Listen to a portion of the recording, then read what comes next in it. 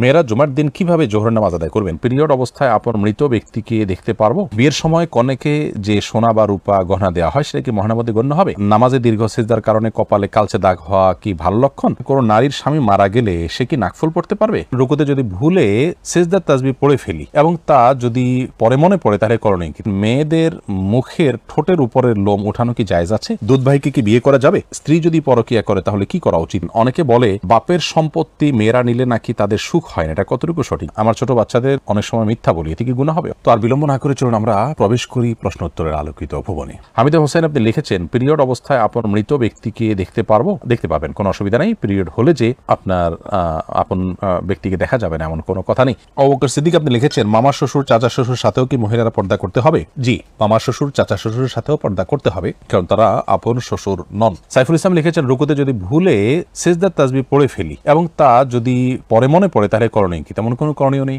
খেয়াল রাখতে হবে সামনে থেকে যে সিজদা এবং রুকুতে নবী করিম সাল্লাল্লাহু আলাইহি সাল্লামের তাসবিহর ভাষ্য ভিন্ন ভিন্ন ছিল, বিধায় সেই বিষয়গুলো খেয়াল রেখে করবো। কিন্তু কখনো উলটপালট হয়ে গেলে তাতে সালাতের কোনো ক্ষতি হবে না, সালাত হয়ে যাবে ইনশাআল্লাহ বিদিনিল্লাহ। এরপরে এমনি রাজু আপনি লিখেছেন, অনেকে বলে বাপের সম্পত্তি মেয়েরা নিলে নাকি তাদের সুখ হয় না, এটা কতটুকু সঠিক? এটা পুরাটাই পুরুষ শাসিত সমাজে আপনার পুরুষদের বানানো ফতোয়া, যে ফতোয়ার কোনো ভিত্তি কোরআন হাদিসে কোথাও পাওয়া যায় না, বরং এটা বোনদের সম্পদ আত্মসাৎ করার জন্য শয়তানের শিখিয়ে দেওয়া টোপ। বাপের সম্পত্তি দিয়ে ছেলে লাভবান হতে পারবে, কিন্তু মেয়ে নিলে বরকত হবে না। ব্যাপারটা এরকম হয়ে গেল যে পাওনাদারকে আপনি বললেন, ভাই আপনি পাওনা টাকা নিলে কিন্তু আপনি শেষ হয়ে যাবেন, আমার কাছে থাকলে ঠিক আছে সেটা। তো এটা এক ধরনের ভাওতাবাজির কোনো ভিত্তি নেই। এমডি সাগর হোসেন আপনি লিখেছেন, জন্মের পর কোনো বাচ্চার কানে যদি আজান না দেওয়া হয় তাহলে পরবর্তীতে এর বিধান কি? পরবর্তীতে আর কোনো বিধান নেই। আর বাচ্চার কানে আজান দেওয়ার বিষয়ে অনেকগুলো হাদিস বর্ণিত হয়েছে, যদি হাদিসগুলোর প্রায় সবগুলোর এই হাদিসের সনদ নিয়ে মুহাদ্দিসরা আপত্তি তুলেছেন, অনেকেই দায়ী বলেছেন সবগুলো কি।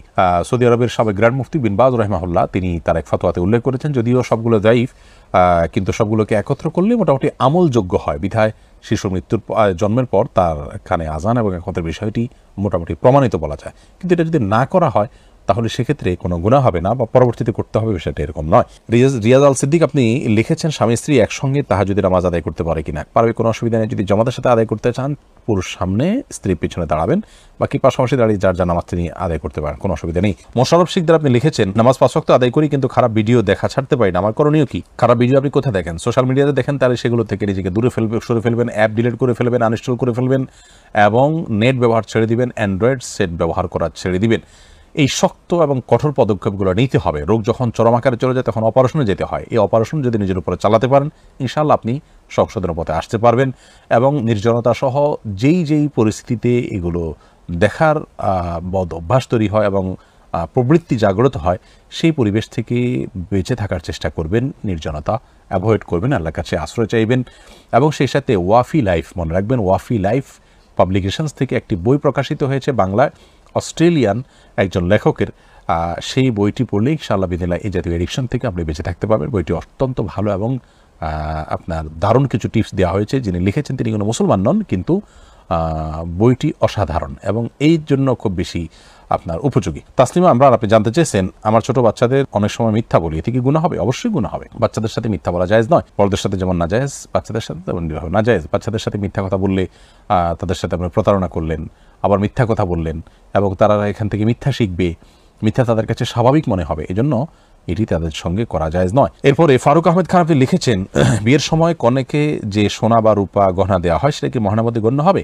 এটা মহানার ভিতরে গণ্য করতে চাইলে মহানার মধ্যে গণ্য করা যাবে, তবে মহানার হিসাবে দিতে হলে অবশ্যই বিয়ের সময় দেওয়ার সময় তাকে নিয়ত করে দিতে হবে, যেটা মহানা হিসাবে আমরা দিলাম, এবং জানিয়ে দিতে হবে। যদি মহানা হিসাবে তিনি গণ্য না করেন, এমনি উপঢৌকন হিসাবে দিয়ে থাকেন, তাহলে তো সেটি চলে গেল। আর মহানা হিসাবে যদি দেন, সেটা অবশ্যই মহানা হিসাবে গণ্য করে কাটতে পারবেন। এমডি আবির লিখেছেন, নতুন ঘর বানালে মিলাদ দেওয়াটা কি সুন্নাহ? না ভাই, মিলাদ দেওয়ার কোনো সুন্নাহ কর্তৃক নির্দেশনা নেই, বরং নতুন ঘর বানিয়েছেন বিসমিল্লাহ বলে আল্লাহ নাম নিয়ে প্রবেশ করবেন, শুরু করবেন, ইবাদত বন্দেগী সালাতের মাধ্যমে সব অবস্থান করা শুরু করতে পারে, কিন্তু মিলাদ দিতে হবে সেটার জন্য কোনো ভিত্তি নেই। আপনারা প্রিয়জনদেরকে ডেকে তাদেরকে খাইয়ে আপনি আল্লাহ শুকরিয়া আদায় করে আপনি ঘরে প্রবেশ করতে পারেন, সেটা একান্তই আপনার বিষয়। কিন্তু এর জন্য কোনো ফরম্যাট ঠিক করে দিচ্ছে শরীয়ত, মিলাদ দিতে হবে, লোকজন ডেকে মিষ্টির বিতরণ করতে হবে, এরকম কোনো কথা নেই, এরকম কোনো সিস্টেম ইসলাম বলেনি। জাকির হোসেন আপনি লিখেছেন, আমার আসরের নামাজ ছুটে গেছে, আমি এখন কি মাগরিবের নামাজ আদায় করে নিতে পারবো? আসরের নামাজ ছুটে গেছে, এখন মাগরিবের ওয়াক্ত হয়ে গেছে, তাহলে আপনি আগে আসর ওয়াক্ত পড়ে নিয়ে তারপর মাগরিবের নামাজ আদায় করবেন। এদিকে এই ক্ষেত্রে তারতিব বা ধারাবাহিকতার যেটা আছে সেটা রক্ষা করাটা আপনার জন্য জরুরি। হ্যাঁ, যদি এমন হয় যে এখন মাগরিবের ওয়াক্ত তো অনেক কম থাকে, আসর পড়ে তারপর মাগরিব পড়তে গেলে মাগরিবের ওয়াক্তটা রিস্কে পড়ে যাবে আবার, তাহলে সেক্ষেত্রে আগে মাগরিব পড়ে ফেলবেন, আসর পরে পড়বেন। এমডি হাসান মল্লিক আপনি লিখেছেন, আপনার কাছে আমার একটি প্রশ্ন, স্ত্রী যদি পরকীয়া করে তাহলে কি করা উচিত? স্ত্রীকে পরকীয়া থেকে দূরে সরাবার জন্য উদ্যোগী হওয়া উচিত, তাকে বোঝানো উচিত, অভিমান করা উচিত, শাসন করা উচিত, তৃতীয় পক্ষের সহায়তা নেওয়া উচিত, উভয় পক্ষের অভিভাবকদের মাধ্যমে তাকে সংশোধন করার জন্য উদ্যোগ নিতে হবে, যাকে দিয়ে বোঝানো সম্ভব হয় তাকে দিয়ে বোঝাতে হবে, এবং তার সাথে সাময়িক সম্পর্ক ছিন্ন করে শাসন করলে, তা থেকে দূরে থাকলে, বিছানা পৃথক করে করলে, অর্থাৎ যত রকমের প্রেশার দেওয়া যেতে পারে সেগুলো দিয়ে তাকে সংশোধন করা যেতে পারে, সেটি করবেন। যদি সেগুলোর কোনো কাজ না হয় তাহলে সেক্ষেত্রে তাকে বয়কট করার এখতিয়ার স্বামীর আছে, অর্থাৎ তাকে তালাক দেওয়ার সুযোগ আছে, কিন্তু সমস্ত স্টেপগুলো চলে যাবে, আসার সমস্ত দুয়ারগুলো প্রায় বন্ধ মনে হবে, এরকম হয়ে গেলে তখন সেই পর্যায়ে গিয়ে এই তালাক বা বিচ্ছেদের দিকে তারা হাঁটতে পারেন। কিন্তু এরকম পরিস্থিতি যদি তারা সম্পর্ক টিকিয়ে রাখেন তাহলে সেক্ষেত্রে সেটা গুনাহের কারণ হবে না, বা পরকীয়া লিপ্ত হলেই সম্পর্ক অটোমেটিকলি ছিন্ন হয়ে যাবে, স্বামী স্ত্রীর ব্যাপারটা সেরকম নয়। সীমা আক্তার লিখেছেন, কোনো নারীর স্বামী মারা গেলে সে কি নাকফুল পড়তে পারবে? কোনো অসুবিধা নেই।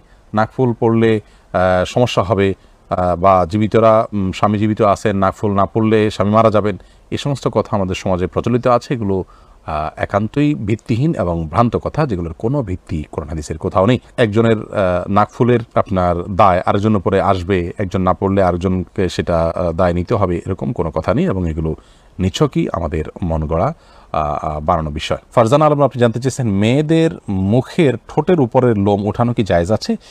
যদি অনেক বেশি হয় এবং দৃষ্টিকটু লেভেলে হয়, পুরুষের মতো দেখা যায়, মুছের মতো দেখা যায়, তাহলে সেক্ষেত্রে অবশ্যই এটা ওঠানো জায়েজ আছে। আর যদি খুবই হালকা পাতলা থাকে, দেখা না যায় ওইভাবে, তাহলে সেটা ওঠানোর চেষ্টা করা বা কসরত করা উচিত নয়। সুমাইয়া শিউলি আপনি লিখেছেন, দুধ ভাইকে কি বিয়ে করা যাবে? উত্তর হলো না, দুধ ভাইকে বিবাহ করা যাবে না, কারণ দুধ ভাই দুধ বোন বিবাহের বিধিবিধানের ক্ষেত্রে এবং দেখা দেওয়ার ক্ষেত্রে আপন ভাই বোনের মতো। আপন ভাইয়ের সাথে যেরকম আপনি দেখা দিতে পারেন, দুধ ভাইয়ের সাথে সেরকম দেখা দিতে পারেন, আর যার সাথে দেখা দেওয়া জায়েজ আছে তার সাথে বিবাহ বন্ধনে আবদ্ধ হওয়া জায়েজ নয়। দিবা আপনি লিখেছেন, নামাজে দীর্ঘ সিজদার কারণে কপালে কালচে দাগ হওয়া কি ভালো লক্ষণ? নামাজে সিজদা দিতে দিতে কপালে দাগ হয়ে গেলে সেটা ভালো যে সিজদা দিতে দিতে দাগ হয়েছে, কিন্তু এটা অনেকের চামড়া বা ত্বকের সমস্যা থাকার কারণেও হয়।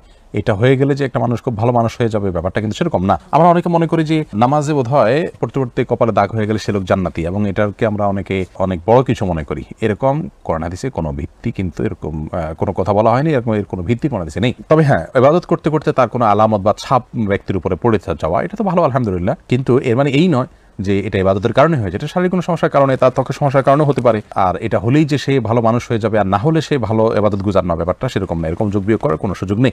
স্পর্শ এই আইডি থেকে আপনি লিখেছেন, মেয়েরা জুমার দিন কিভাবে জোহরের নামাজ আদায় করবেন? অন্যদিন যেভাবে জোহর নামাজ আদায় করেন ঠিক একইভাবে সেদিন জোহর নামাজ আদায় করবেন। নামাজের ওয়াক্ত হওয়ার পরেই তারা আদায় করে ফেলতে পারবেন। মসজিদে জুমার পরে তাদেরকে আদায় করতে হবে এমন কোনো বাধ্যবাধকতা নেই।